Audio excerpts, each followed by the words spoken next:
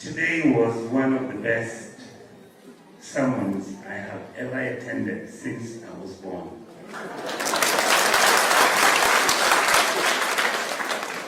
Mr. Garuki, you were simple, basic, clear, and honest.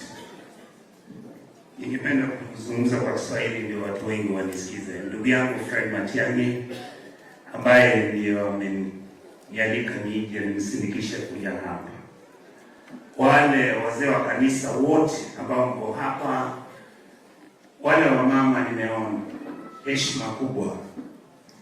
Na wale ndugu zangu niliona wakivisha matai na masuti. Leo ndio nilikuwa naona kuwa I wish hata mimi ningekuwa na mtu aliweke tai na suti. So I will again have to visit this church. I want you to put for me a tie when I come. Ningependa kusema hivi, mambo yetu ni machache sana. Na kwa kusema kweli, yale ambayo utasema saa hii ni mambo ambayo ningependa nyinyi msikie Mheshimiwa Fred Matiang'i akitoa ahadi kwa Wakenya. Ndugu Fred, utakuwa rais wa nchi.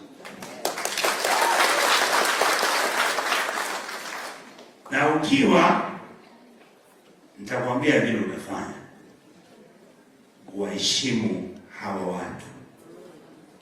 Ndugu yangu, usimwage damu ya watu wa Mungu.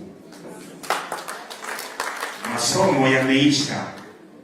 Wewe ulikuwa umekarabati, ukatengeneza, watoto walikuwa wanaenda shule, vyuo vikuu vilikuwa na wanafunzi wanasoma, hamna kitu sasa.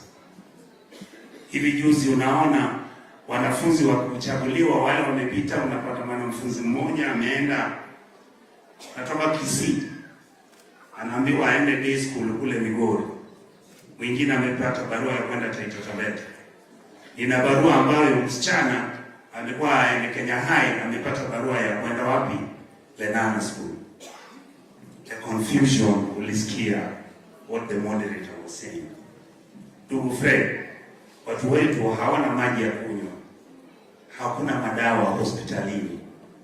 Kila kitu ambacho ni cha nchi yetu, Kenya is a crime scene.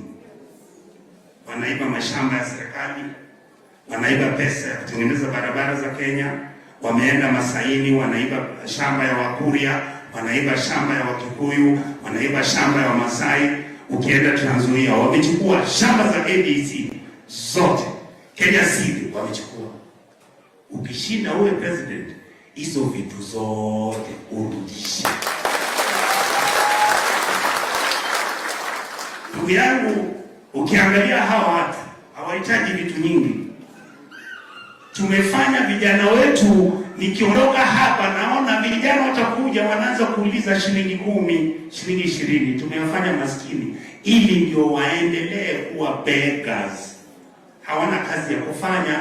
Wengine ndugu yangu wameshindwa kuoa. Hawawezi kuoa. Utaoa namna gani na unakaa kwa nyumba mama yako, baba yako, ndugu zako wazako wanne na fees ya kulipia ndugu zako shule haipo.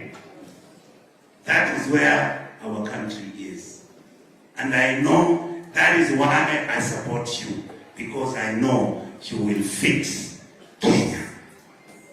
Kumalizia, nilikuwa nasema hivi.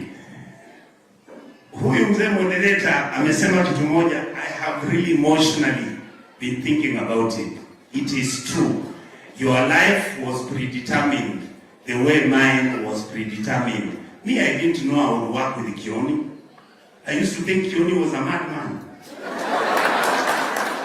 Then kidogo tu nimeamka nikitembea manje, huyu nilikuwa bunge na yeye. Mimi sikujua nitakuja kufanya kazi na yeye. Wewe mwenyewe ukiwa waziri, si unakumbuka nilikuwa nakuja tunagombana na wewe? Unaniambia kijana tulia pole pole, hii serikali unajua, nakwambia no, you must change that. Later I discovered you are a man of your principle. You carry yourself with dignity. And yes, I want you to be very serious. Usibadilishe hiyo luku yako, weka luku. Kwa sababu sababu kuna watu fulani watafungwa, si ndio? I want to say I never thought, sikufikiria hata siku moja. Kwanza mimi ningechaguliwa, sikuwa na pesa, sikuwa najua kuzungumza Kiswahili, hata PPC sikujua, kidogo tu nimeshinda. Mimi nimechaguliwa kwa miaka 25, sijashindwa hata siku moja. Sikuna kitu mimi najua. Your Excellency, your life was predetermined the way I think mine was. Don't let us down. Your Excellency, come and speak to your people. God bless you and thank you.